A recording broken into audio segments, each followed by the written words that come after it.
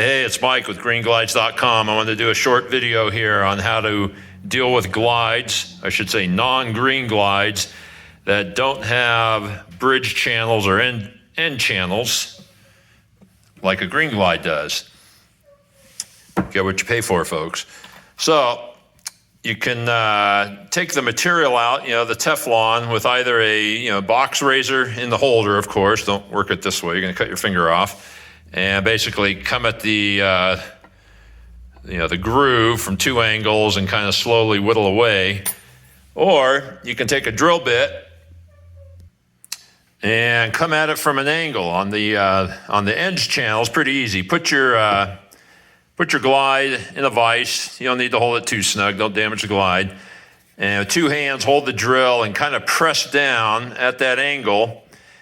And you'll see how it's going to slowly remove that Teflon material, and just pick a drill bit that matches the slot. It's going to be somewhere between 4 and 6 millimeter, depending on the manufacturer, and remove it that way. And when you go to do the bridges, you're going to have to come at it from a little bit of an angle. Come at it this way kind of carefully, then slowly flatten out the drill, and then hit it from the other side. And just be careful. You don't want to take too much material out.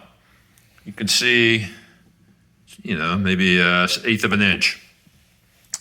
And as your glide wears and the radius, the profile starts to get flat, these bridges will work their way to the surface. And you're going to need to, periodically, depending on how busy of a cleaner you are, how much rough and coarse commercial carpet you clean, all those things play a factor in how quick your glide wears out. But periodically, you're going to need to recess your bridges and end channels. But when you go to buy a glide, look for those features. They're super nice. You get, these channels enable you to clean along the baseboards better, allow a little airflow, get out all the hair and mouse droppings and whatnot. These glides here leave a noticeable unclean spot there next to the baseboard. So there you go. Pretty easy. Don't cut your fingers, don't cut your hands off, don't cut your glide in two. All right, over and out. Check out greenglides.com for more helpful tips.